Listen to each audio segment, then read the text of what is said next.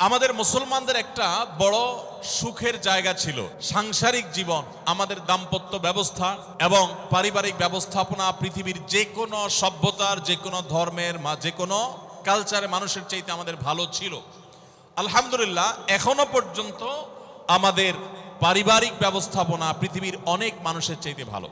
আমি একটা কথা প্রায় বলি, ইউরোপিয়ানরা, আমেরিকানরা, পৃথিবীর উন্নত দেশগুলো, তারা অবকাঠামোতে, শিক্ষায় তারা অনেক ক্ষেত্রে আমাদের চাইতে শত শত বছর এগিয়ে আছে। কিন্তু একটা বিষয়ে আমরা তাদের চাইতে শত শত বছর এগিয়ে আছি, আর সে বিষয়টা হলো আমাদের দাম্পত্য জীবনে, আমাদের পারিবারিক জীবনে আমরা যতটা ভালো আছি, আমরা যতটা সুখে আছি, ওরা আরো 200-500 বছরেও সে জায়গায় যেতে পারবে বলে কোনো আলামত আপাতত দেখা যায় না, বরং তারা পিছনের দিকে যাচ্ছে।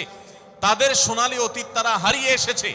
আমরা এখনো পারিবারিক জীবনে যতটা সুখ ভোগ করি, আমাদের দেশে, আমাদের সমাজে, মুসলমানদের মধ্যে সন্তানের সাথে মা বাবার যে বন্ডিং, বোঝাপড়া, ভাই বোনের পরস্পরের যে বোঝাপড়া, আমাদের স্বামী স্ত্রীর মধ্যকার যে সম্পর্ক, যে ভালোবাসা, যে সম্প্রীতি, যে সৌহার্দ্য, যে মমতা, যে স্নেহ এখনো পর্যন্ত বিরাজ আছে। পশ্চিমারা, ইউরোপিয়ানরা এগুলো কল্পনাও করতে পারে না। তারা জানেই না যে আমাদের এই সমাজে পারিবারিক সুখ এবং শান্তি আমরা এখনো কতটা উপভোগ করছি। কিন্তু ভাইরা আমার, আপনারা সবাই জানেন আমাদের ঘরে ঘরে এই পারিবারিক সম্পর্কগুলো, বিশেষ করে দাম্পত্য সম্পর্ক, স্বামী স্ত্রীর মধ্যকার সম্পর্ক, এটা দিন যত অতিবাহিত হচ্ছে, পশ্চিমা সংস্কৃতির কুপ্রভাবে আমাদের সমাজ থেকে সেগুলো হারিয়ে যাচ্ছে, ধ্বংস হয়ে যাচ্ছে। ভাই ভাইয়ের মধ্যে যে সম্পর্ক আগে ছিল, সেটা এখন আগের মতো নেই। ওদের চাইতে ভালো আছে, কিন্তু আমরা আগের চাইতে তুলনামূলক খারাপের দিকে চলে যাচ্ছি। স্বামী স্ত্রীর মধ্যকার যে সুসম্পর্ক ছিল, সেটা কি এখন আছে? বিবাহ বিচ্ছেদ, আগে পুরো থানায় একটা বিবাহ বিচ্ছেদের ঘটনা গোটা থানার মানুষকে নাড়িয়ে দিত, গোটা ইউনিয়নের মানুষকে নাড়িয়ে দিত। আর এখন আপনারা জানেন, বিবাহ হইতে দেরি, ভাঙতে দেরি নেই। চায়না মালও আরো বেশি সময় লাস্টিং করে, দাম্পত্য সম্পর্কগুলো এতটাও লাস্টিং করে না। পত্রিকার পাতা খুললে দেখা যায় প্রতিদিন যে পরিমাণ তালাক হচ্ছে, শুধু ঢাকায় আরো অনেক বছর আগে প্রতিদিন 39টা করে বিবাহ বিচ্ছেদের ঘটনা ঘটতো।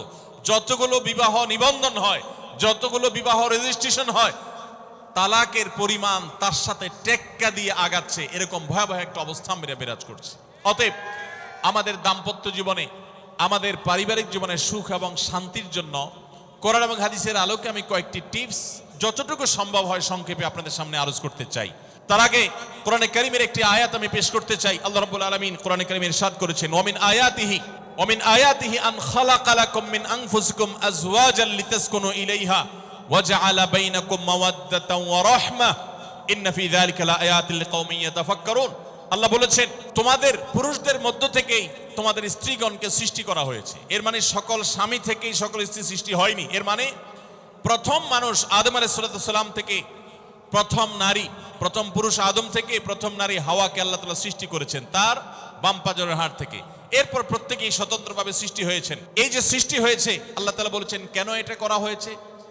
আদম আলাইহিস সালামকে সৃষ্টি করেছেন, তিনিই তো যথেষ্ট ছিলেন। আবার নারী হিসেবে হাওয়াকে কেন সৃষ্টি করলেন? আল্লাহ বলেছেন লিতাসকুনু ইলাইহা, যাতে করে তোমরা প্রশান্তি লাভ করতে পারো, একে অন্যের মাধ্যমে তোমাদের দুনিয়ার জীবনটা উপভোগ্য হয়, তোমরা যেন সুখে স্বাচ্ছন্দ্যে জীবন কাটাতে পারো, তোমরা যেন সুখে থাকতে পারো। এই আয়াত থেকে বোঝা গেল দাম্পত্য জীবনে সুখে থাকা এটা জীবনের সুখের অন্যতম মানদণ্ড।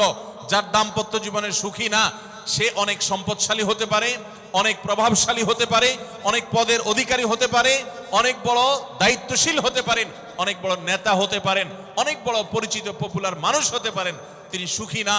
সুখের অন্যতম বড় একটা প্যারামিটার হলো দাম্পত্য জীবনে সুখী হওয়া, স্বাচ্ছন্দ্যশীল হওয়া।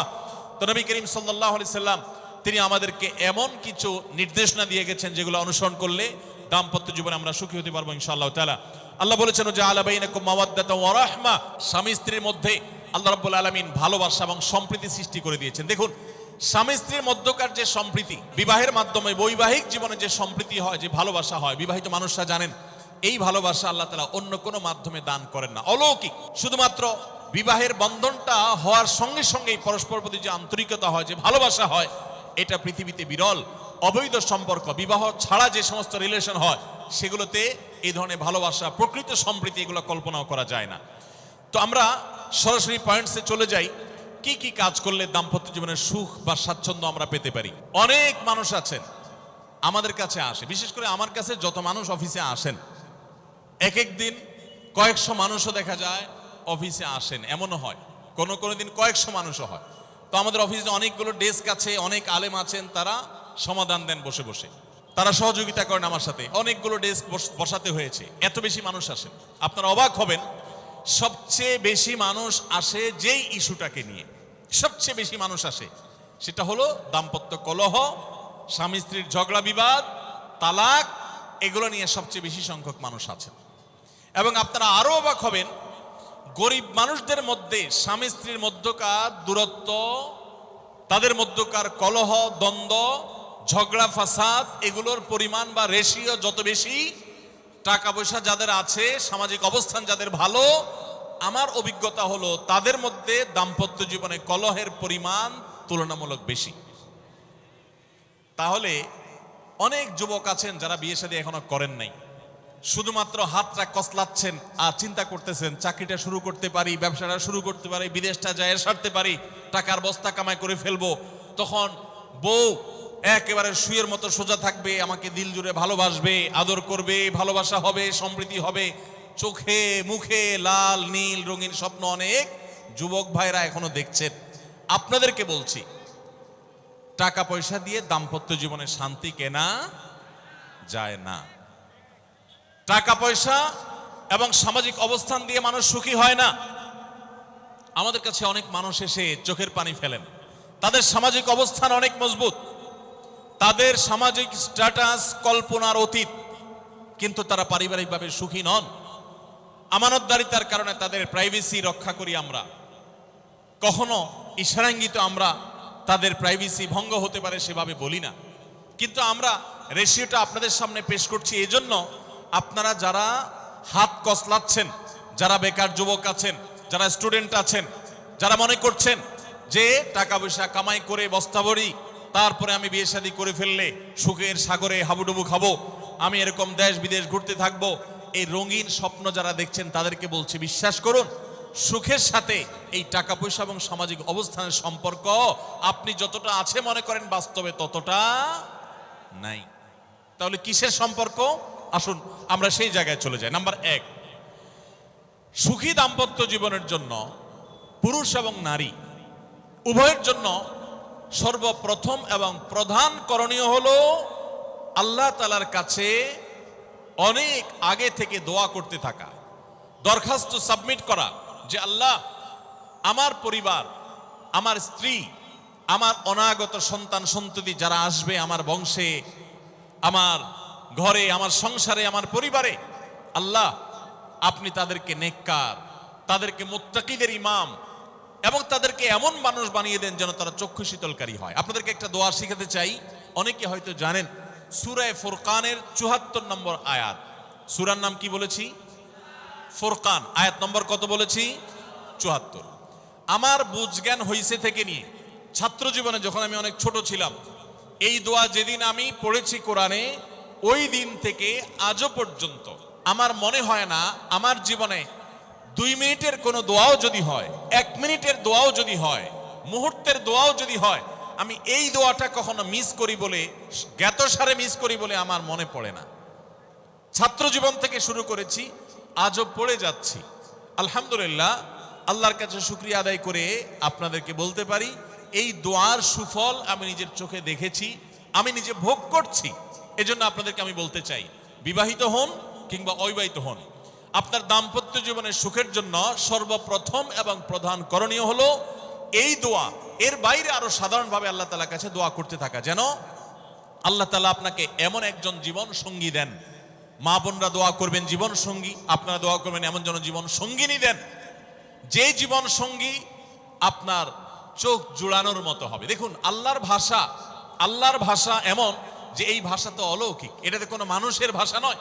দোয়ার ভাষ্য লক্ষ্য করেন, আল্লাহ শিক্ষা দিচ্ছেন আমাদেরকে, রব্বানা হাবলানা মিন আজওয়াজিনা ওয়া যুররিয়াতিনা কুররাতা আয়ুন। হে আমাদের রব, আমরা আপনার কাছে আপনার কাছে এমন স্ত্রী চাই, এমন সন্তান চাই, এমন পরিবার চাই যেই পরিবারের সদস্য, আমার স্ত্রী, আমার সন্তানরা আমার নয়ন জুড়াবে, আমার চোখ জুড়াবে, এরকম মানুষ চাই। একটু ভাষাটা লক্ষ্য করুন। আমরা সাধারণত দোয়া করলে কি চাই? আমরা এক একটা দিক চাই। ধরুন আপনার স্ত্রী মাশাআল্লাহ অনেক সুন্দরী, অপূর্ব সুন্দরী, তিনি আল্লাহ তাআলা তাকে অনেক রূপ লাবণ্য দিয়েছেন, কিন্তু তার যদি চরিত্রটা খারাপ হয়, তাহলে এই স্ত্রীকে আপনার নয়ন জুড়াবে, চোখ জুড়াবে, চক্ষু শীতলকারী হবে? আপনার স্ত্রীর চরিত্রও ভালো, দেখতে শুনতেও মাশাআল্লাহ সুন্দর, কিন্তু পড়ালেখা নেই, বুদ্ধিশুদ্ধি নেই, একটু বেকুব কিসিমের, তাহলে কি আপনার চোখ জুড়াবে? ভালো লাগবে? আপনার স্ত্রী শিক্ষা দীক্ষাও আছে, জ্ঞান গরিমায় মাশাআল্লাহ তিনি ভালো, রিচ, সমৃদ্ধ, আবার চেহারা সুন্দর, আবার তার মধ্যে তার চরিত্রের সমস্যা নেই, কিন্তু সমস্যা কি? সমস্যা ধরুন তার ভিতরে এমন রোগ আছে, শারীরিক রোগ, যেই রোগের কারণে আপনার জন্য সেটা বড় কঠিন পরিস্থিতির মুখোমুখি হতে হয়। ধরেন দুরারোগ্য কোনো ব্যাধি আছে, মরণ ব্যাধি আছে, এমন কোন রোগ আছে যেটার কারণে আপনাকেও সাফার করতে হয়, তাহলে এই স্ত্রী কি আপনার চোখ জুড়াবে? ঠিক একই কথা স্বামীর ক্ষেত্রেও প্রযোজ্য, সন্তানের ক্ষেত্রেও প্রযোজ্য। আল্লাহ তাআলা এমন একটা শব্দ শিক্ষা দিয়েছেন, দেখুন, আল্লাহর কাছে চাইতেও জানতে হয়। উল্টাপাল্টা দোয়া করলে দোয়া পূরণ হয়ে যাবে, কবুল হয়ে যাবে, কিন্তু আপনার কাজ হবে না। অনেক যুবক আছে আল্লাহর কাছে দোয়া করে, আল্লাহ বেশি না, লাখ 5 টাকা চাই। অনেক যুবক লিখে দেয় আমাদেরকে, হুজুর দোয়া করবেন, বেশি না, আমি আল্লাহর কাছে লাখ 5 টাকা চাই। আল্লাহরে টার্গেট দিয়ে দিছে, কত লাগবে? 5 লাখ। কেন? একটা বাইক কিনবে, যুবক মানুষ, রাস্তাঘাটে বাইক ছাড়া চললে ভালো লাগে না, একটা ভালো সেট কিনবে, না হলে ফেসবুক স্ট্যাটাস ভালো করে দেওয়া যায় না, ছবি তুলে দেওয়া যায় না। সাইফুল্লাহ ভাই ছবি তুলে দিতে বলছেন না, মাহফিলের ছবি তোলা যায় না। আর কিছু টাকা দিয়ে ছোটখাটো একটা দোকান কিছু একটা করবে, বিয়ে শাদীর ব্যবস্থা করবে, বাস, বেশি কিছু চাই না। তো আল্লাহ তাআলা 5 লাখ টাকা ধরেন আপনাকে দিয়ে দিল, সাথে একটা রোগও দিয়ে দিল, ওই রোগে খরচ হবে 6 লাখ। তাহলে আপনার এই 5 লাখের কোনো মানে আছে? আপনারা একটা প্রসিদ্ধ ঘটনা অনেকেই শুনেছেন, একটা চুটকি, যে এক যুবক দোয়া করছে, আল্লাহ তোমার কাছে আমি এমন একটা লাইফ চাই, বিশেষ করে বেকার যুবকরা এগুলো বেশি দোয়া করে, আল্লাহ তোমার কাছে এমন একটা লাইফ চাই, বেশি কিছু না, যে লাইফে 2 হাত ভর্তি টাকা থাকবে আর আশপাশে শুধু নারী আর নারী থাকবে, এরকম একটা লাইফ চাই। তো আল্লাহ তাআলা তার দোয়া কবুল করে ফেলছে। দোয়া কবুল করছেন কিভাবে? দোয়া কবুল করে তাকে আল্লাহ তাআলা এমন একটা বাসের কন্ট্রাক্টর বানিয়ে নিছেন, যে বাসটা হলো মহিলা বাস, চারপাশে শুধু নারী আর নারী, সব মানুষের, আর হাত ভর্তি টাকা আর টাকা সব বাস মালিকের। দোয়া কিন্তু কবুল হয়ে গেছে। তো আল্লাহ তাআলার কাছে উল্টাপাল্টা দোয়া করলে কি হয় দেখছেন? দেখুন, দাম্পত্য জীবনে সুখের জন্য দোয়া কিভাবে করতে হবে আল্লাহ শিখিয়ে দিয়েছেন। রব্বানা হাব লানা মিন আজওয়াজিনা ওয়া যুররিয়াতিনা কুররাতা আয়ুন, আল্লাহ আমার পরিবারের সদস্যরা যেন এমন হয় যে তাদেরকে দেখলে আমার নয়ন জুড়িয়ে যাবে। অর্থাৎ নয়ন জোড়াতে হলে সব দিক থেকে পারফেক্ট হতে হবে, সব দিক থেকে ভালো হতে হবে, তখনই তো দিল জুড়াবে। ওয়াজআলনা লিল মুত্তাকিনা ইমামা, আর আমাদের সবাইকে, গোটা পরিবারকে আপনি মুত্তাকিদের ইমাম বানায় দেন, সৎ মানুষ বানায় দেন। কারণ সৎ যদি না হয়, আল্লাহভীরু যদি না হয়, তাহলে কখনো তাদের মাধ্যমে আপনি সুখ শান্তি পেতে পারেন না। তাহলে প্রথম করণীয় দাম্পত্য জীবনের সুখের জন্য, সুখী দাম্পত্যের জন্য আল্লাহর কাছে দোয়া করতে থাকা। সূরা ফুরকানের ৭৪ নম্বর আয়াত, এর পাশাপাশি আরো যত আয়াত আছে, অথবা সাধারণভাবে আপনি আল্লাহর কাছে, আল্লাহ আমি ভালো সঙ্গী যেন পাই, সেজন্য দোয়া করতে থাকবো। আল্লাহ আমাদেরকে তৌফিক দান করুন। নাম্বার 2, জীবন সঙ্গী নির্বাচনের ক্ষেত্রে দিনদারিতাটাকে অগ্রাধিকার দেওয়া, ধার্মিকতাকে অগ্রাধিকার দেওয়া। নবী করিম সাল্লাল্লাহু আলাইহি সাল্লামের প্রসিদ্ধ একটা হাদিস আপনারা অনেকে শুনেছেন, তিনি বলেছেন, তুনকাহুল মারআতু লিআরবা, 4টি জিনিস দেখে সাধারণত মেয়েদেরকে বিয়ে করা হয়, বা মেয়েরা ছেলেদেরকে বিয়ে করে। 4টি জিনিস, সে 4টি জিনিসে একটি হলো লিমালিহা, সাধারণত পয়সা করে দেখে বিয়ে করা হয়। অনেক ছেলে ফেলে আছে দেখবেন, ছেলে ফেলে কি মুরব্বীরাও আছেন অনেকে, যে ছেলে বিয়ে করার জন্য পয়সাওয়ালা বাপের মেয়ে খোঁজে, আছে না নেই? পয়সাওয়ালা বাপের মেয়ে খোঁজে।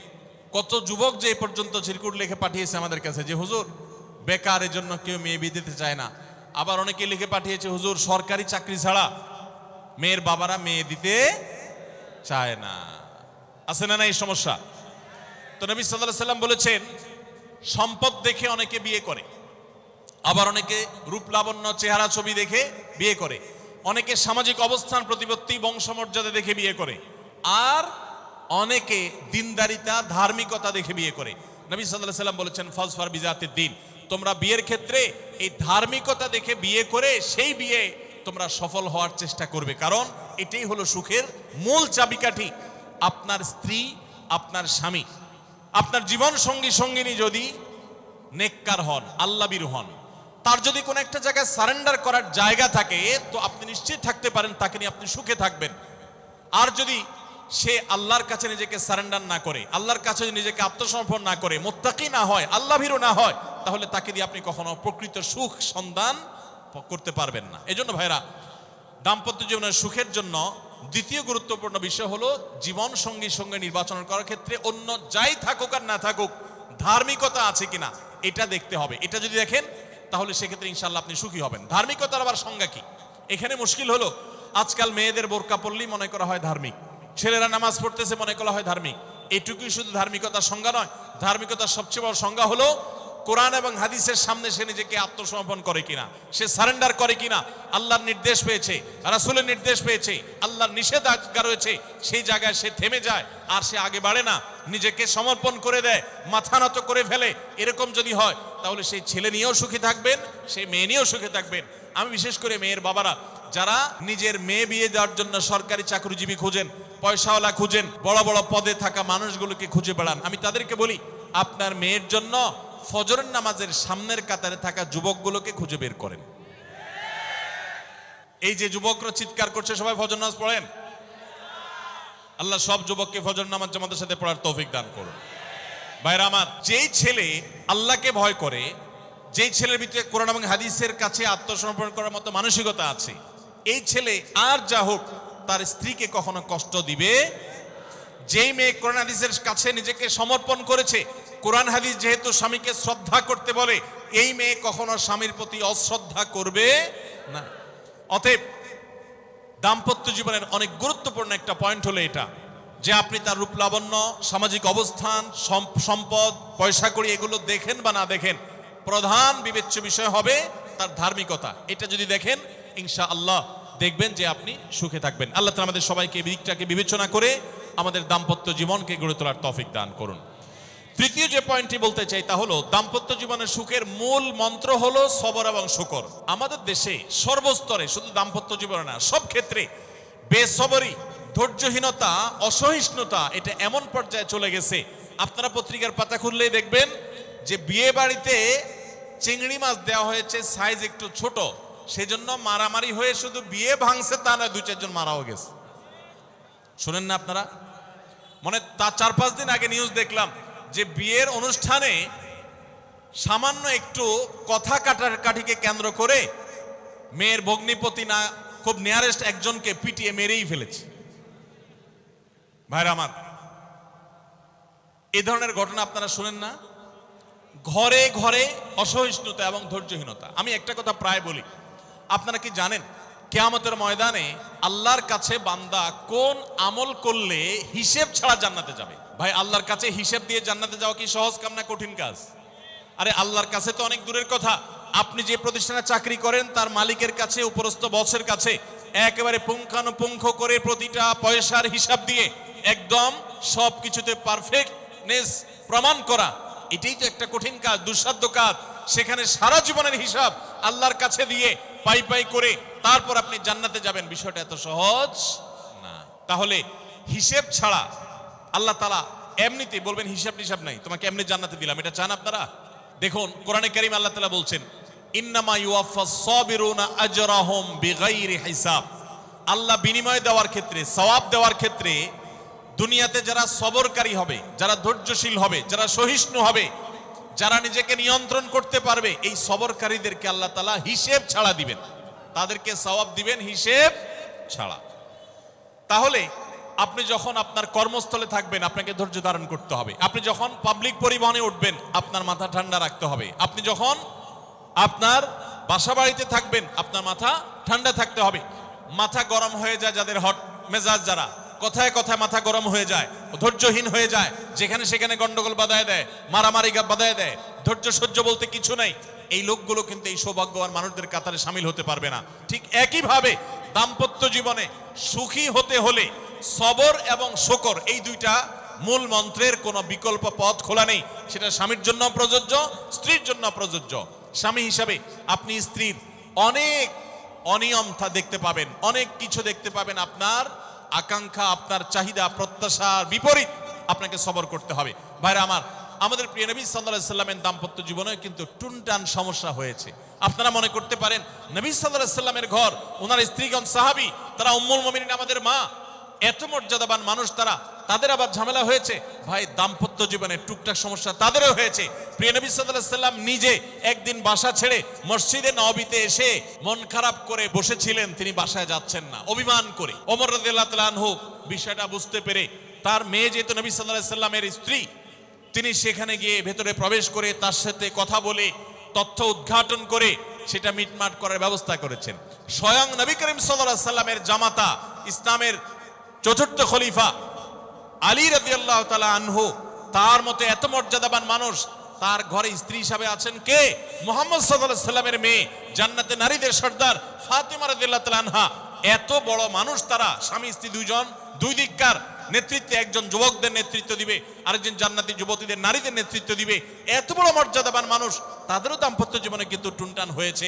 একবার আলী রাদিয়াল্লাহু তাআলা আনহু এসে মসজিদে টানটান হয়ে শুয়েছিলেন মাটিতে, মনটা খারাপ, ঘরে একটু হালকা ঝামেলা হয়েছে, তো এই জন্য মসজিদে নববীতে এসে মাটিতে শুয়ে আছে। নবী করিম সাল্লাল্লাহু আলাইহি ওয়াসাল্লাম দেখে বুঝতে পেরেছেন, টের পেয়ে গেছেন যে কিছু একটা হয়েছে বাসায়। তখন তিনি জামাইকে ডেকে বললেন, কুমিয়া আবা তুরাব, এ মাটির বাপ, মাটিতে শুয়ে আছেন, এজন্য রসিকতা করে বললেন, এ মাটির বাপ, উঠো, দাঁড়াও দেখি কি হয়েছে বলো। ভাইরা আমার, দাম্পত্য জীবনে টুকটাক সমস্যা হবেই হবে। যারা বিয়ে করেন নাই আগে থেকে প্রস্তুত থাকেন, বুকে পিঠে ছালার বস্তা সব বেঁধে রেডি থাকেন।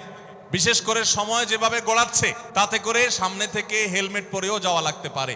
শুধু যাওয়া না, বাসায় ঢোকার সময় বাইক থেকে নামার পর হেলমেটটা আগে খুলবেন না, আগে যা বুঝবেন পরিস্থিতি কি, তারপর হেলমেট খুলবেন। দাম্পত্য জীবনে টুকটাক সমস্যা হবেই, এটা প্রত্যাশিত, মনে রাখবেন। এই জিনিসটা যদি আপনি আগে থেকে মাথায় রাখেন, তাহলে আপনার কষ্ট অনেকখানি দূর হয়ে যাবে।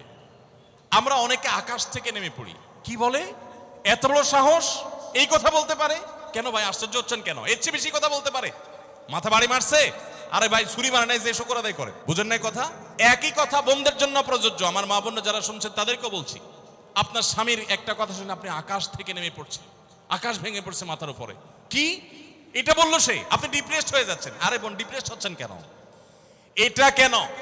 আরো শক্ত কথা আপনাকে বলতে পারে, এটা আপনি মাথায় রাখেন। কারণ দিন শেষে তিনি মানুষ, তার ভুল হতে পারে, একটা সময় তিনি তার ভুল বুঝতে পারেন। দাম্পত্য জীবনে যদি স্বামী স্ত্রী উভয়ে যদি ধৈর্যশীল না হয়, সবরকারী না হয়, হুটহাট রিয়াকশন করে ফেলে, কখনো দাম্পত্য জীবনে সুখী হওয়া সম্ভব নয়। মনে রাখতে হবে, একসাথে থাকতে গেলে, দুইটা পাতিল একসাথে থাকতে গেলে টুনটান লাগে না, বাধে হয় না? আপনার কাছে যদি কেউ এসে গাল গল্প দেয়, দেখবেন অনেকে গাল গল্প দেয়। গাল গল্প দেওয়া লোক আছে না নাই? ভাই 30 বছর সংসার করেছি, জীবনে আমাদের একটা কথা হয়নি, ডাহা মিথ্যুক, এ লোক ডাহা। আপনার 50 বছরের সংসারে কোনো বিষয় হয় না। হ্যাঁ, ঝগড়া করেন না, সেটা ভিন্ন বিষয়, কিন্তু ভিন্ন মত হবে না, দ্বিমত তৈরি হবে না, নিজেদের মধ্যে ভুল বোঝাবুঝি তৈরি হবে না, একবারও হবে না জীবনে, অসম্ভব। মুহাম্মদ সাল্লাল্লাহু আলাইহি সাল্লামের ঘরে যদি হয়ে থাকে, আলী রাদিয়াল্লাহু তাআলা ফ্যামিলিতে যদি হয়ে থাকে, সাহাবীদের ঘরে ঘরে যদি হয়ে থাকে, আপনি কে? মনে রাখবেন, এই সমস্ত ডাহা মিথ্যা কথা শুনে আপনি চিন্তা করেন, হায় হায় রে, তাহলে আমার বউটা এত ডাইনি। আর মহিলা চিন্তা করে, আমি স্বামীটা এত অমানুষ, কত বড় ডাকাত। দেখো, তার স্বামী স্ত্রী জীবনে কোনো কথা হয় না, আর আমার স্বামী ডেইলি একবার মা বাপ তুলে না গালিগালাজ করলে তার বাটের পেটে ব্যথা হজম হয় না। এই সমস্যাগুলো আছে না নাই? ভাইরা আমার, সবর করার জন্য, সবর করা সহজ হবে আগে থেকে যদি প্রস্তুত থাকেন যে এই সমস্যা হবে। আশরাফ আলী থানভী রাহমাতুল্লাহর নাম শুনছেন আপনারা? ভারত উপমহাদেশের এমন একজন আলেম ছিলেন, খুব বিচক্ষণ মানুষ ছিলেন, অনেক বিদগ্ধ মানুষ ছিলেন, অনেক বড় আল্লাহওয়ালা ছিলেন, নেককার মানুষ ছিলেন। তো থানভী রহমতুল্লাহর কাছে এক লোক এসে বলল, হুজুর আমার বাসায় যখনই যাই দরজাটা খুলতে দেরি, আমার মাথার উপরে আকাশ ভেঙে পড়তে দেরি নাই। যেটাই করি বাজার করে এনে তার হাতে দিলেও রাগ, রাখলেও রাগ, আমার সাথে সারাদিন শুধু ঘেউ ঘেউ করে হুজুর, আর সহ্য করতে পারি না। আমারে কোনো দোয়া দুরুদ আমল শিখায় দেন যে আমার এই বাসার অত্যাচারটা যেন থামে। তো থানভী রহমতুল্লাহ বললেন যে শোনো, তোমার একটা বুদ্ধি শিখাই দেই, দোয়া দুরুদ না। বুদ্ধি হলো এখন থেকে বাসায় গিয়ে দরজা নক করবা, যে নক করার আগে 1 মিনিটের মোরাকাবা করবা। কি করবা? মোরাকাবা বুঝেন? ধ্যান। ধ্যান কি ধ্যান করবা? দরজা যায় থামবা, থেমে চোখ বন্ধ করে মাথাটা নিচু করে চিন্তা করবা আমার ঘরের ভিতরে একটা কুকুর আছে, আর কুকুর মানুষ দেখলে কি করবে? ঘেউ ঘেউ করবে। অতএব এটাতে আমার রাগ ভাব তো কিছু নাই, কুকুর কেন ঘেউ ঘেউ করছে এটা জিজ্ঞেস করার তার এক বোকামি। অতএব এটা আমি মাথায় কিছু নেব না, ইগনোর করব। কুকুর থাকলে কুকুর তো ঘেউ ঘেউ করবেই, এটা চিন্তা করে এরপরে বিসমিল্লাহ পড়ে নক করবা। তো এই বুদ্ধি অনুযায়ী পরের দিন আসছে বাসা, আগে 1 মিনিট মোরাকাবা করছে, এরপরে দরজা নক করছে। যথারীতি দরজা খোলার পরেই শুরু হয়ে গেছে যুদ্ধ, ইউক্রেন রাশিয়া। যুদ্ধ শুরু হয়ে যাওয়ার পর এই লোক অন্যান্য দিন সেও টুকটাক রিয়াকশন করে, হাতাহাতি বকাবকি, দুই পক্ষ থেকে টুকটাক হামলা পাল্টা হামলা হইতো। কিন্তু আজকে সেই লোকটা আর হামলা টামলা তার করা দূরের কথা, উল্টা সে মিটমিট করে হাসতেছে এবং একটা পর্যায়ে আর নিয়ন্ত্রণ করতে না পারে ফিক করে হাসেই দিচ্ছে। এবার বউ চিন্তা করতেছে কাহিনী কি, কারণ যারা ঝগড়া করে তাদের সাথে পাল্টা ঝগড়া না করলেও কিন্তু মেজাজ গরম হয়। কদিন আগে শুনছেন না পত্রিকায় যে এক মহিলা স্বামীরে ডিভোর্স দিছে, কেন? কারণ স্বামী ঝগড়া করে না। কদিন আগে পত্রিকা দেখছেন। এই মহিলা যখন দেখছে স্বামী হাইসা দিছে, সে এবার ঝগড়া টগড়া থামায়া বলতেছে, ঠান্ডা মাথা বলছে, কাহিনী কি বলো তো, তুমি হাসতেছো কেন? বল না না কিছু না কিছু না। সে তো বলবে না। স্বামী মনে করছে হয়তো অন্য কোনো কাহিনী আছে, কোনোভাবে উদ্ধার করতে পারে নাই। পরের দিন আবার সেম কাহিনী, আবারও হেসে দিচ্ছে। মহিলা চিন্তা করছে ব্যাপার কি, বলে না আজকে তো তোমার একদিন কি আমার একদিন, বলতেই হবে তোমার। কেন তুমি হাসতেছো? আমার ঝগড়ার বিনিময়ে তুমি ঝগড়া না করে হাসতেছো, অপমান করতেছো। আমার ঝগড়ার কোনো দাম নাই, আমি কি কথা বলতেছি না, এগুলো কোনো মূল্য নাই।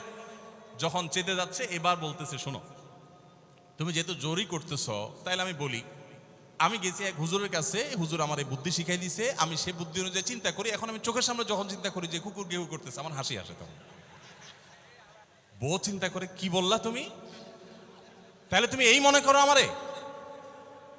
এবার থেকে বেচারি ঝগড়া করার আগেই তার থেমে যায়, চিন্তা করে হায় হায় আমি ঝগড়া করলে তো সে মনে মনে আমার ওইটা চিন্তা করবে। বুঝতে পারছেন? দাম্পত্য জীবনে একটু বুদ্ধিশুদ্ধি করে না চললে, শুধুমাত্র সোজা হয়ে দোয়া দুরুদ পড়বেন আর সব সোজা হয়ে যাবে শুয়ের মতো, এত সোজা না। একটু বুদ্ধিশুদ্ধি খাটায় চলতে হয় এবং সবর করতে হয়। এই যে ভদ্রলোক যদি সবর না করতেন, তাহলে মারামারি কাটাকাটি করে কখনো সমাধান হয় না। স্বামী স্ত্রী উভয়কেই আমরা এই যে ঘটনা বলেছি, এই ঘটনার মাধ্যমে কাউকে ছোট করার উদ্দেশ্য না, জাস্ট বোঝানোর উদ্দেশ্য। এটা বিপরীত দিক থেকেও হতে পারে যে আমরা সবর করতে হবে দাম্পত্য জীবনে। তাহলে আগে থেকে যদি এই ঘটনা বলার উদ্দেশ্য হলো যে এই ভদ্রলোক আগে থেকে যখন অপেক্ষা করছেন যে হ্যাঁ অনাকাঙ্ক্ষিত কিছু হতেই পারে, তখন এটার জন্য প্রস্তুত থাকার কারণে আর তার ঝামেলা বাড়ে নাই, বরং কমছে। এখন আপনি যদি আগে থেকে প্রস্তুত থাকেন, দাম্পত্য জীবন টুকটাক সমস্যা হবেই, দুই ঘরে দুইজন মানুষ একসাথ হয়েছি, বহু কিছুতে গরমিল হবে। অতএব আমরা সবর করব, ধৈর্য ধারণ করব, ভালো দিনগুলো দেখব। প্রিয় নবী সাল্লাল্লাহু আলাইহি সাল্লাম বলেছেন, তুমি তোমার স্ত্রীর কোনো কিছু দেখে যদি রাগান্বিত হও, তুমি তোমার আপনার স্বামীটা হয়তো অমানুষ, সে আপনাকে গালিগালাজ করে কিন্তু চরিত্রহীন না। অনেকের স্বামীটা খুব ভদ্র কিন্তু চরিত্রহীন, ব্যবহার ভালো করে চরিত্রহীন, তাদের কষ্ট আপনার চাইতে কম না। অনেকের স্বামী খুব ভদ্র কিন্তু বেকার, 2 পয়সা কামাই করতে পারে না, সারাদিন ঘরে বসে বসে খায় আর শ্বশুরবাড়ি থেকে যৌতুক এনে আইনা খায়, নিশ্চয় আপনি তার চাইতে ভালো আছেন। মানুষ এভাবে যখন ভালো দিকগুলো চিন্তা করবে, তখন তার ভিতরে শকর আসবে। তাহলে দাম্পত্য জীবনে সুখ শান্তির জন্য তৃতীয় করণীয় হলো সবর এবং শকরের চর্চা করা। আল্লাহ আমাদের সবাইকে তৌফিক দান করুন। 4 নম্বর হলো স্বীকৃতি দিতে জানা। অনেক লোক আছে নিজেকে খুব শিয়ানা মনে করে, স্বামী হয়ে বউর তারিফ করতে রাজি না, বউ হয়ে স্বামীর তারিফ করতে। দাম্পত্য জীবনের সুখের জন্য একে অন্যের তারিফ করার কোনো বিকল্প নাই। প্রিয় নবী সাল্লাল্লাহু আলাইহি সাল্লাম তার স্ত্রীদের তারিফ করতেন, প্রশংসা করতেন। আয়েশা রাদিয়াল্লাহু তাআলা আনহাকে বলেছেন যে আয়েশা, তোমার অবস্থানটা হলো খাদ্যের মধ্যে সারিদ নামক একটা বিশেষ খাদ্য আছে, রুটি এবং গোশতের ঝোল মিছিয়ে আরবরা খায়। নবী সাল্লাল্লাহু আলাইহি সাল্লাম বলেছেন, সারিদ এই খাদ্যটা যেরকম খুব প্রিয় অন্য সব খাদ্যের চাইতে আমার কাছে, অন্য সব নারীদের চাইতে তুমি আমার কাছে সেরকম প্রিয়। আপনারা জানেন স্বামী স্ত্রী একে অন্যের সাথে মিথ্যা কথা বলা, বউয়ের সাথে মিথ্যা কথা বলা, মিথ্যা কথা বলে সব ধরনের মিথ্যা কথা না, পামপট্টিমূলক মিথ্যা কথা বলা, প্রশংসামূলক মিথ্যা কথা বলা, এটা জায়েজ আছে। মিথ্যা কথা বলা কোথাও কিন্তু জায়েজ নাই। মিথ্যা কথা বলা ইসলামের জঘন্য অপরাধ। কিন্তু স্বামী স্ত্রী পরস্পরের সাথে প্রশংসামূলক, যেটাকে সহজ বাংলায় পামপট্টি বললাম, এই পামপট্টিমূলক বা প্রশংসামূলক মিথ্যা কথা বলা জায়েজ আছে। কিরকম? আবার এটা যাই এখন থেকে বাজার থেকে 500 টাকার কাপড় নিয়ে যায় বলেন 2000 টাকা দিয়ে কিনছি, এটা কিন্তু জায়েজ নাই। কেন জায়েজ নাই? কারণ কোনোভাবে যদি ওই 500 টাকার ট্যাগ মহিলা ধরে ফেলতে পারে, তাহলে মায়ের কিন্তু একটাও নিচে পড়বে না। বলবে মিথ্যুকের পুত মিথ্যুক, সারা জন্ম এই কাম করে আসছোস, তাইলে ওই রকম মিথ্যা কথা বলা যাবে না। আমার পরিচিত এক লোক আছে, সরকারি একজন কর্মকর্তা বড়, উনি বলেন যে মহিলাদেরকে বাজার করে খুশি করার মতো কঠিন কাজ আরেকটা খুব কম আছে। যারা সংসার করেন তারা জানেন। কারণ আমি একটা কথা প্রায় বলি, দুনিয়াতে বহু বুদ্ধিমান মানুষ আছে, বহু চালাক মানুষ আছে, কিন্তু একটাও চালাক বা বুদ্ধিমান স্বামী আছে বলে আমার মনে হয় না পৃথিবীতে। বুঝা ঠিক বলছেন? বহু চালাক বুদ্ধিমান মানুষ দুনিয়াতে আছে, কিন্তু কোন চালাক বা বুদ্ধিমান স্বামী দুনিয়াতে। তার মানে কি? প্রত্যেকটা বউয়ের কাছে তার স্বামীটা হলো আস্ত বেকুব। যত বড় শিক্ষিত হোক, যত বড় রাজনীতিবিদ হোক, যত বড় মাথাওয়ালা হোক, যত বড় শেয়ানা হোক, যত বড় ব্যবসায়ী হোক, বউয়ের কাছে বউগুলা, সব বউরা, মহিলারা মনে করে কি এই বেটা বেকুব ম্যাক্সিমাম ক্ষেত্রে। এটার ভিতরে আলাদা একটা আনন্দ আছে। বউয়ের কাছে বেশি শেয়ানা সাজার ভিতরে বেশি আনন্দ নাই। পরিবারের কাছে বেশি শেয়ানামি করতে হয় না, সেখানে বোকা সাজার ভিতরে একটা আনন্দ আছে। যাই হোক, বাজারের কথা বলছিলাম যে বাজার করে মহিলাদের খুশি করা খুব কঠিন। আপনি গোশত কিনেন, মাছ কিনেন, যাই কিনেন, তারা খুব কমই সন্তুষ্ট থাকে বেশিরভাগ ক্ষেত্রে। সব মেয়েদের কথা বলছি না। কেন সন্তুষ্ট থাকে না? কারণ তারা আশা করে আরো কম দামে কিনবেন, আরো কম দামে কিনবেন। আপনি জিতে গেলে তারা খুশি, হেরে গেলে আপনারা বকা দিবে সে। তো এক সরকারি কর্মকর্তা, বড় কর্মকর্তা, আমাকে বলতেছিলেন যে দেখেন, আমি সারা জীবন বাজার করি আর বইয়ের বকা শুনি। আমি চলে যাওয়ার পর আমার অফিসের একজন কেরানি আছে, তাকে দায়িত্ব দিছি বাজার টাজার করার জন্য। এই লোক বাজার করার পর আমার বউ বিরাট খুশি, বলে যে তার নাম ধরে বলতেছে, অমুক বাজার করলে প্রতিদিন ঠিক মতো বাজার করে, দাম দোস্ত ঠিকঠাক থাকে, মাপজোপ সব ঠিকঠাক থাকে, তোমারে প্রতিদিন ধরায় দেয় দোকানদার, কমায় দেয়। 2 কেজির গোশত আমার কাছে মনে হয় 1.5 কেজি দিছে, ওজন কম দিছে মনে হয়, নজরে উঠে না। তো লোকটা বলেছে আমার খুব সন্দেহ হলো, একই দোকান থেকে আমিও আনি, সেও আনে, আর আমার তো ঠকানোর কথা না, পরিচিত দোকানদার। তাহলে মহিলা এই কথা বললো, তার ব্যাপারে কাহিনীটা কি? তারা ডেকে বলছে, বলো তো কাহিনী কি, সিক্রেটটা কি? তো লোকটা বলতেছে যে স্যার, সত্য বলতে কি, আমি গোশত 3 কেজি কিনলে ম্যাডামকে বলতাম 2 কেজি, 1000 টাকা কিনলে ম্যাডামরে বলতাম 500 টাকা। টাকা তো আপনি দিবেন, আপনার সাথে বোঝাপড়া হবে, কিন্তু আমি জানি বাসায় এটা বললে বউরা খুশি থাকে। তো এই জন্য আমি একটু কমায় কমায় বলি দাম, আর জিনিস কমায় কমায় বলি। তখন সে প্রতিদিন 2 কেজি মাংস যেটা দেখে আপনি আনেন, আজকে দেখে যে সে 1 কেজি মাংস ওই পরিমাণ, তখন সে তো খুশি হবেই স্যার। তখন ওই লোকটা বলতেছে দেখেন, সে এইটা করে আমার গোটা সংসারে আগুন ধরায় দিস। তো এইভাবে মিথ্যা কথা বলা কিন্তু জায়েজ নাই। কোন মিথ্যা কথা বলা জায়েজ আছে? ধরেন আপনি আপনার বউরে বললেন, দেখো তুমি চাঁদের চাইতেও সুন্দর। কিসের চাইতে সুন্দর? ভাই চাঁদের চাইতে উজ্জ্বল মানুষ হয় সম্ভব? ডাহা মিথ্যা কথা না? কিন্তু এই মিথ্যা কথা বলা কি আছে? জায়েজ আছে। সৌদি আরবের একজন আলেম, ডক্টর আয়েজ আল কারনি, মুসলিম বিশ্বের সবচেয়ে জনপ্রিয় আলেমদের মধ্যে একজন।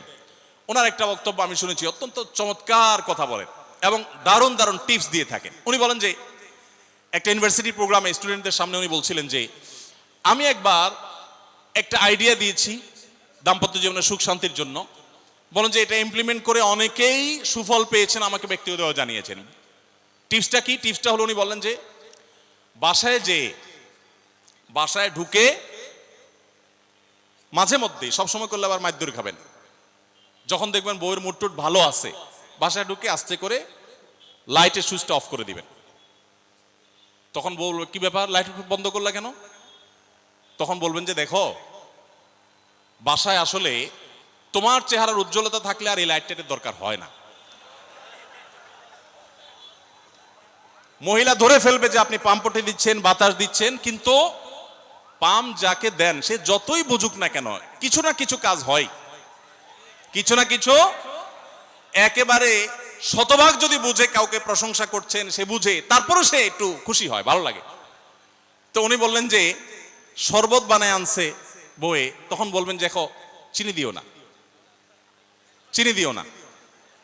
তারপর বউরে বলবেন যে আঙ্গুলটা একটু চুবাই দাও। কেন? কারণ তুমি আঙ্গুলটা চুবাই দিলে ওটা চিনি চাইতে বেশি মিষ্টি লাগে।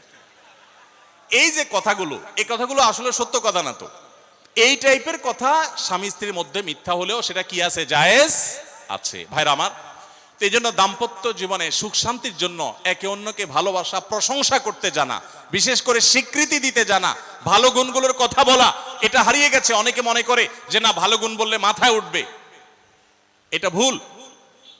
মাথায় উঠবে সেটা ব্যালেন্স করার জন্য আপনাকে অন্য কাজ করতে হবে, কিন্তু তাই বলে প্রশংসা করতে কার্পণ্য করা যাবে না, স্বীকৃতি দিতে হবে।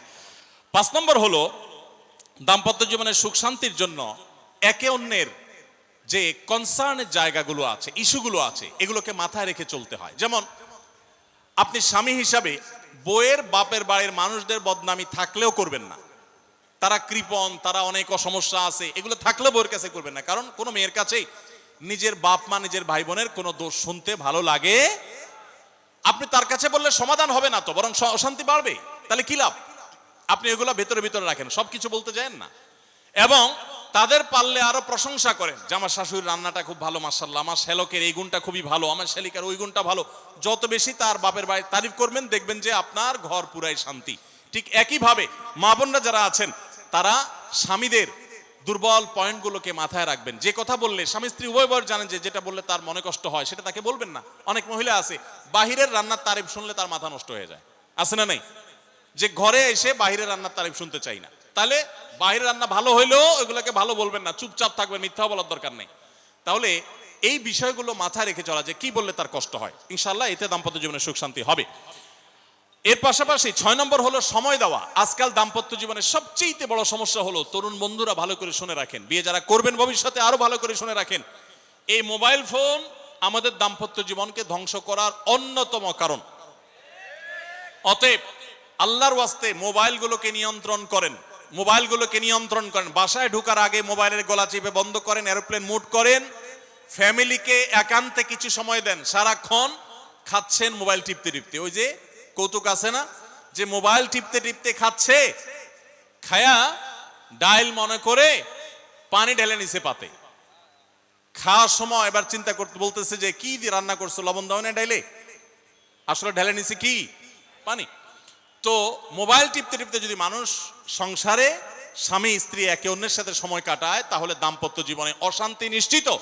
যত অশান্তি এবং যত ঝগড়া, যত ভুল বোঝাবুঝি আমাদের ফ্যামিলিগুলোতে হয়, এর অন্যতম প্রধান কারণ হলো এই মোবাইল এডিকশন, মোবাইল আসক্তি। স্বামী বলেন স্ত্রী বলেন উভয় একান্তে স্বামী স্ত্রী বাসা বাড়িতে তো অবস্থান যতদিন করবেন, ব্যবসা বাণিজ্য, কাজ কাম, আল্লাহর হস্তে, এগুলো সব জমা রেখে তারপর স্বামী স্ত্রী একে অন্যকে সময় দিবেন, ইনশাআল্লাহ দাম্পত্য জীবনের সুখ শান্তি আসবে।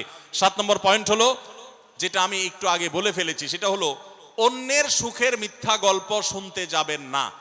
অর্থাৎ আপনার কাছে কেউ যদি বলে দোস্ত বলিস না, তোর ভাবি তার রান্না, তার আচরণ, এই যে গল্পগুলো দিবে না, এগুলো শুনবেন না। সাথে সাথে বলবেন যে বেটা হয় চাপাবাজি করতেছে, আর না হলে শয়তান এগুলো আমাকে শোনাচ্ছে, আমাকে অশান্তি সৃষ্টি করবার জন্য। মহিলাদের ক্ষেত্রে এটা প্রযোজ্য, যে অনেক মহিলা এসে বলবে ভাবি, আপা কি বলবো, আর আপনার ভাই এত কেয়ারিং, কি যে যত্ন করে আমারে, আমার দিক খুব খেয়াল রাখে, একটু সমস্যা হতে দেয় না, বাইরে গেলে একটু পর পর ফোন দিয়ে মেসেজ দিয়ে খবর নেয়। বুঝবেন যে সাক্ষাৎ শয়তান হাজির হয়ে গেছে। এই লোক হয়তো সৎ উদ্দেশ্যে বলছে, কিন্তু শয়তান তাকে দিয়ে বলাচ্ছে আপনাকে অশান্তিতে ফেলার জন্য। মনে রাখবেন, যারা নিজেদের তারিফ করে তারা হয়তো পজিটিভ মানুষ দেখে তারিফ করে, তাদের সংসারে এমন এমন অশান্তি হয় যেগুলো হয়তো আপনাদের হয় না, শুধুমাত্র শয়তান ওইগুলো আপনার সামনে হাজির করছে। খবরদার, ওইগুলো দেখে খুব সহজেই একে অন্যের প্রতি জাজমেন্ট করতে যাবেন না। তাহলে দাম্পত্য জীবনে সুখ শান্তির জন্য অন্যের সুখের মিথ্যা গল্প শুনতে যাবেন না। যদি সত্য গল্পও হয়, তবুও মনে রাখবেন যে হয়তো সে একটা দিক তুলে ধরছে, তাদের আরো আরো চ্যাপ্টার আছে, সেটা তারা তুলে ধরছে না। তাদের চাইতে আমরা আলহামদুলিল্লাহ কম সুখে নাই। নিজেদের পজিটিভ গুলো দেখার চেষ্টা করবেন। 8 নম্বর, ক্ষমা করতে শেখা। দেখুন, ক্ষমা করতে না পারলে দাম্পত্য জীবনে কেন, কোন জীবনে আপনি কখনো সুখী হতে পারবেন না। সবকিছুকে অনেক বড় করে দেখবেন না, অনেক কিছুকে ক্লোজ করবেন, ছোট করবেন। এবং মনে রাখবেন, আল্লাহ তাআলা ক্ষমাশীলকে ভালোবাসেন। কোরআনে আল্লাহ তাআলা একাধিক জায়গা বলেছেন, যারা ক্ষমা করে আল্লাহ তাদেরকে ভালোবাসেন। আপনি যদি বলেন যে কতবার ক্ষমা করব, যতবার আপনি আল্লাহর কাছে ক্ষমা আশা করেন, আপনি আপনার স্ত্রীকে, আপনি আপনার স্বামীকে, আপনার জীবন সঙ্গীকে, যে কোনো মানুষকে ততবার ক্ষমা করবেন। আপনি জীবনে একই পাপ কতবার করেন, আল্লাহ মাফ করবেন আশা করেন না? তাহলে আপনার আল্লাহর বান্দাকে কেন আপনি ক্ষমা করবেন না? বিধায় ক্ষমা করা এটা শিখতে হবে। কখনো কোনো ভুল হয়েছে বুঝতে পারলে পণ্ডিতি না করে সাথে সাথে ভুল স্বীকার করা জানতে হবে, যে হ্যাঁ এটা আমি ভুল করেছি। হ্যাঁ, এটা স্বীকার করলে সে একটু মাথায় উঠে যাবে, সে একটু লাই পেয়ে যাবে, পাক। কিন্তু এটা একটা ভালো গুণ, পরবর্তীতে এটাকে ব্যালেন্স করতে পারবেন অন্যভাবে। ভুল স্বীকার করবেন। মেয়েদের সাথে বিশেষ করে যখন ঝগড়াঝাটি হয়, কোনো কিছু হয়, মনে করেন ঝগড়া তুমুল আকারে চলে গেছে, এখন আপনার স্ত্রী আপনার মৃত্যুদণ্ড জারি করবেন, জাস্ট এটা বাকি আছে। এই টাইমটাতে আপনি যদি চান যে এই রাগের পারদকে পাতাল থেকে মুহূর্তের ভিতর, আমি আকাশ থেকে মুহূর্তের ভিতরে পাতালে নামায় আনবো, আগুনের সাথে সাথে পানি করব, একটা বুদ্ধি, একটা কাজ করবেন, সাথে সাথে পানি হয়ে যাবে। সেটা কি? এতক্ষণ যা তর্ক করছেন, এখন বলেন যে আসলে তুমি ঠিক বলছো, আমারটা ভুল, ব্যাস দেখবেন যে আগুন পানি হয়ে গেছে সাথে সাথে। তো ভুল স্বীকার করতে পারে, এটা শুধু স্বামীরা না, স্ত্রীদের ক্ষেত্রে একই কথা প্রযোজ্য। এটা অনেক বড় একটা গুণ, বিশেষ করে ক্ষমা করতে পারা। ক্ষমা করতে যারা পারে না, তাদেরকে আল্লাহ ভালোবাসেন না। আল্লাহ তাআলা বলেছেন যে আল্লাহ তাআলা ক্ষমাশীল মানুষদেরকে ভালোবাসেন। বিধায় আমরা ক্ষমা করতে শিখবো ইনশাআল্লাহ। 9 নম্বর হলো, শয়তান যে সমস্ত জায়গাতে ধোঁকা দেয়, এই জায়গাগুলোকে ক্লিয়ার রাখা। যেমন একটা পয়েন্ট বলি, স্বামী স্ত্রীর মধ্যে কিছু কিছু জিনিস প্রাইভেট থাকতে পারে। আপনার স্ত্রী আপনার শ্বশুর বাড়িতে ফোনে কথা বলেছে, কি বলেছে, আম্মা তোমার সাথে কি বলেছে, তোমার আব্বা কি বলেছে, তোমার ভাই কি বলেছে, ব্যক্তিগত বিষয়গুলো খুব বেশি খোঁচাখুচি করে জানতে যাবেন না। এগুলো জানতে গেলে অশান্তি হবে। এবং অনেক সময় দেখা যেতে পারে কোনো কিছু দেখে আপনার সন্দেহ হয়েছে, তাহলে এটা পেটের ভিতর রাখবেন না। আবার খারাপ ভাবে উপস্থাপন না করে সুন্দরভাবে উপস্থাপন করুন যে আমার কাছে এরকম মনে হয়েছে। তাতে সাময়িক ঝগড়া হোক, কিন্তু আপনি ক্লিয়ার হয়ে যাবেন এবং নিজেদের মধ্যে কোনো ঝামেলা থাকবে না। শয়তান বিশেষ করে ওয়াসওয়াসা, কুমন্ত্রণা, সন্দেহের রোগ দিয়া দাম্পত্য জীবনে সবচেয়ে বেশি অশান্তি তৈরি করে। এই জন্য সন্দেহকে কোনো স্থান দিবেন না। যখনই সন্দেহ আসবে বুঝবেন যে শয়তান এটা সৃষ্টি করছে। সর্বশেষ 10 নম্বর হলো, শাসন করার যদি কখনো দরকার হয়, স্বামী হোক আর স্ত্রী হোক বা সাধারণ মানুষের ক্ষেত্রে এটা প্রযোজ্য, রাগের মাথায় কখনো শাসন করবেন না। শাসন করতে হলে মাথা গরম হয়ে গেছে, একটু সবর করবেন, ঠান্ডা মাথায়, শীতল মাথায় তারপরে শাসন করবেন। যখন রাগ উঠছে তখন কিছু বলতে যাবেন না। আপনার রাগ উঠছে আজকে, আপনি নিয়ত করেন আগামী 24 ঘন্টা পর এটার আমি বিচার করব, একটা বিহিত করব, এটার আমি কিছু একটা করে ছাড়বো। 24 ঘন্টা টাইম নেন, ইনশাআল্লাহ আপনি নিশ্চিত থাকেন 24 ঘন্টা পর যদি আপনি এটা নিয়ে বসেন, তাহলে আপনার এই বসাটা অনেক বেশি হবে ন্যায়সঙ্গত। এটাতে কোনো প্রকার সীমালঙ্ঘন থাকবে না, রাগের চোটে অন্যায় আচরণ হবে না, জুলুম হবে না, বাড়াবাড়ি হবে না, যথাযথ শাসন হবে। যে কোনো মানুষের ক্ষেত্রে এটা প্রযোজ্য। আপনার একটা ছেলে এমন কোন অন্যায় কাজ করছে, আপনি এখন তাকে মাথা হট হয়ে গেছে, এখন শাসন করতে গেলে জুলুম হয়ে যেতে পারে, একটু সবর করেন, সময় নেন, দেখবেন রাগটা প্রশমিত হয়ে লেভেলে চলে আসছে। এরপর যদি শাসন করেন দেখবেন জুলুম হবে না। তো স্বামী স্ত্রী উভয়ের ক্ষেত্রে একই কথা প্রযোজ্য। ঝগড়া যখন করতে মন চায়, মেজাজ যখন গরম হয়, তখন না করে একটু পরে করেন। আমি সৌদি আরবে প্রবাসে যখন ছিলাম, আমি দেখেছি অনেক বাংলাদেশি ভাইয়েরা, তখন নেটের এত বেশি প্রচলন ছিল না, তারা মোবাইলে একটার পর একটা কার্ড রিচার্জ করতো 50 রিয়াল 100 রিয়াল দিয়া। কেন? শুধুমাত্র বউয়ের সাথে ঝগড়া করার জন্য। কিসের জন্য? কারণ কথা বলতেছে, মনে করেন কোন একটা বিষয় নিয়ে তুমুল বিশ্বযুদ্ধ বেঁধে গেছে দুজনের, এখন এই পাশ থেকে ওই পাশ থেকে কথা চালাচালি, ঝগড়াঝাটি চলতেছে, চিল্লানি চেঁচামেচি, হঠাৎ করে লাইন কেটে গেছে, ব্যালেন্স শেষ, দৌড় দিয়ে চলে গেছে দোকানে, এই তাড়াতাড়ি একটা কার্ড দেন ভাই, তাড়াতাড়ি রিচার্জ করতেছে। কেন? তাকে এখন কি করতে হবে? অসমাপ্ত ঝগড়ার সেকেন্ড ইনিংস শেষ করতে হবে। আবার কার্ড শেষ হয়ে যাচ্ছে, ইনিংস ঘোষণা হয়ে গেছে, আবার যায় সে কার্ড রিচার্জ করে থার্ড ইনিংসে ঝগড়া করছে। কত বড় বেকুব চিন্তা করে, কত বড় নির্বুদ্ধিতা। এই ঝগড়াটা স্বামী স্ত্রী যদি দুই জায়গায় থাকেন, ফোনে যদি ঝগড়া হয়, আমি বুদ্ধি দেই যে ফোনটা যখনই দেখলেন যে ঝগড়া শুরু হয়ে গেছে, তখন সাথে সাথে মোবাইলটা অফ করে ফেলান। অফ করে 3 দিন মাত্র রাখেন। অন্য একটা নাম্বার বাটন ফোন দিয়ে আপাতত অফিসের কাজ কাম ছাড়েন, আর বউয়ের সাথে যোগাযোগের নাম্বারটা 3 দিনের জন্য বন্ধ রাখেন। 3 দিন পরে মোবাইলটা আস্তে করে ওপেন করেন। এবার নিয়তি করেন যে ঝগড়া এটাই হবে। বউরে বলবেন, দেখো তোমার সাথে ঝগড়া এখানে এই পর্যন্ত থামতেছে, আমরা এখান থেকে আবার শুরু করবো ইনশাল্লাহ 3 দিন পর। 3 দিনের বিরতি দিচ্ছি, যুদ্ধবিরতি। 3 দিন পরে যদি শুরু করেন, আমি তো দায়িত্ব নিয়ে বলতে পারি, লিখিত দিতে পারি আপনাকে, 3 দিনের পর যখন আবার নতুন করে শুরু করবেন ইনশাআল্লাহ দেখবেন আগের ঝগড়ার যে দুইজনের একজনেরও আর কিছুই নেই। এখন বউরে যদি বলেন 3 দিন পরে ফোন দিয়া বলেন, হ্যাঁ বলো তুমি জানি কি বলতেছিলা, দেখবেন যে আর কথা খুঁজে পায় না। আর আপনিও যদি বলেন যে হ্যাঁ আমি জানি কি বলতেছিলাম, দেখবেন এখন ঝগড়া করে জুত পাবেন না, গিয়ার একেবারে নরমালে চলে আসছে। এই জন্য ভাইরা, রাগ যখন হয় ওই টাইমটাতে ঝগড়াঝাটি করতে হয় না। তাহলে সেক্ষেত্রে দাম্পত্য জীবনে অশান্তি থেকে অনেকখানি বাঁচা যায়। যে ঠিক আছে আমরা ঝগড়া করব, এই বিষয়ে আমরা এখন কথা বলবো না, কালকে কথা বলবো, একটু অপেক্ষা করেন, উভয়ের জন্য সেখানে কল্যাণ থাকবে। আল্লাহ তাআলা আমাদের সবাইকে এসব বিষয়গুলোকে দেখে মেনে চলার তৌফিক দান করুন। আমি আবারও বলছি এই 10টা পয়েন্ট।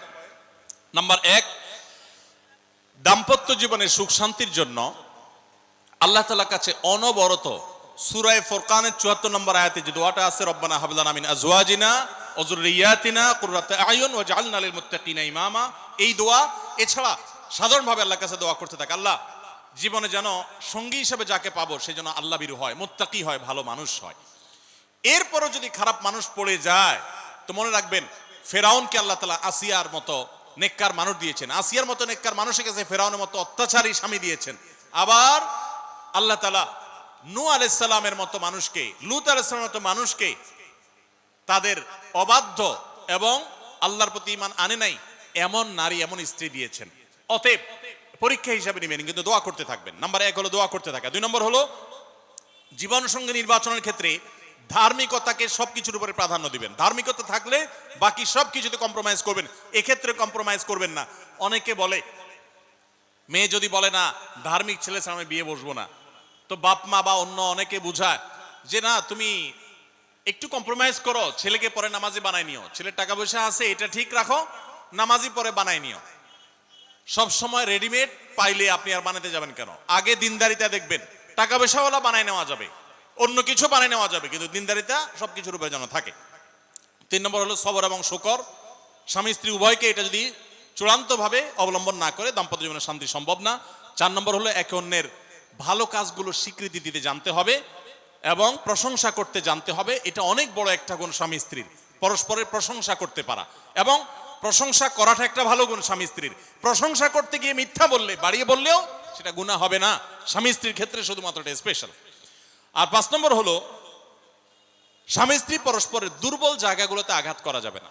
যে জিনিসটা কথা বললে তিনি মনে কষ্ট পান ওইটা তাকে বলা যাবে না, ওইগুলো থেকে এড়িয়ে চলতে হবে। যে এই বিষয়ে তিনি কথা বলতে চান না, স্বামী তার মায়ের বিষয়ে যদি বলে রাগ হয়ে যায় তাহলে এই বিষয়ে আমি কোনো কথা বলবো না, ভুল থাকলেও সেগুলো দেখেও না দেখার ভান করব, সবর করব। আর 6 নম্বর হলো স্বামী স্ত্রী একে অন্যকে সময় দিবেন। সময় যদি দেন, এখন মহিলারাও সময় দেয় না, পুরুষরাও সময় দেয় না, এই জন্যই ভুল বোঝাবুঝি তৈরি হয়, দূরত্ব তৈরি হয়। এখন ভালোবাসা আদান প্রদান করার জন্য SMS, হোয়াটসঅ্যাপ, মেসেঞ্জার, বিভিন্ন রকমের যোগাযোগের মাধ্যম আছে, ফোন আছে, ভিডিও কল আছে। এত মাধ্যম থাকা সত্ত্বেও ভালোবাসা কম। এর অন্যতম কারণ হলো যে সবকিছু এখন অনলাইন করে ফেলছি আমরা, একান্তে একে অন্যকে আমরা সময় দেই না। সময় দেওয়াটা হলো একটা বড় কাজ। 7 নম্বর হলো অন্যের সুখ শান্তিতে আছে, তাদের ঝগড়াঝাটি হয় না, তারা একে অন্যের প্রতি খুব কেয়ারি। এই সমস্ত গল্প শুনে, মিথ্যা গল্প কিংবা সত্য গল্প শুনে প্রতারিত হতে যাবেন না। মনে রাখবেন আপনি তার চাইতে অনেক দিক থেকে সুখে আছেন, সেটা হয়তো আপনার মাথায় আসছেন, আপনি খুঁজে বের করেন, নিশ্চয়ই অনেক সুখের পয়েন্ট আল্লাহ আপনাকে দিয়ে রেখেছেন। আর 8 নম্বর হলো একে অন্যকে ক্ষমা করতে জানতে হবে, কোনো কিছু ভুল হলে স্বীকার করতে জানতে হবে। 9 নম্বর হলো একে অন্যের প্রতি সংশয় করা, সন্দেহ করা, রোগ থেকে বেঁচে থাকতে হবে। সন্দেহ করা খুবই খারাপ জিনিস এবং সন্দেহের সূত্র তৈরি হতে পারে, সেই পথগুলো বন্ধ করে ফেলতে হবে। আর 10 নম্বর হলো যদি একে অন্যের কোনো ভুল সংশোধন করতেও হয়, রাগের মাথায় সেটা করা যাবে না, বরং ঠান্ডা মাথায় করতে হবে। ঠান্ডা মাথায় যখন একটু ফ্রেশ হবেন, নরমাল হবেন, তারপরে করতে হবে ইনশাআল্লাহ, তাহলে ব্যালেন্স হবে এবং জুলুম হবে না। আল্লাহ তাআলা আমাদের সবাইকে সুখী দাম্পত্য জীবন নসিব করুন, বলুন আমিন। আমাদের দাম্পত্য জীবনের সুখ শান্তির উপরে আমাদের জান্নাত অনেকখানি নির্ভর, আমাদের জাহান্নাম থেকে মুক্তি অনেকখানি নির্ভর। কারণ দিনদার জীবন সঙ্গী সঙ্গিনী না হলে, জীবন সঙ্গী সঙ্গিনী মুত্তাকি না হলে জান্নাতের পথের যাত্রাটা অনেক কঠিন হয়ে যায়। এজন্য পরস্পরের জন্য দোয়াও করতে থাকবো, চেষ্টাও করতে থাকবো। আল্লাহ তাআলা আমাদের সবাইকে সেই তৌফিক দান করুন। জাযাকুমুল্লাহ খাইরা ওয়া আখিরু দাওয়ানা আলহামদুলিল্লাহি রাব্বিল আলামিন। আসুন্নাহ ফাউন্ডেশন, উম্মার স্বার্থে সুন্নাহর সাথে।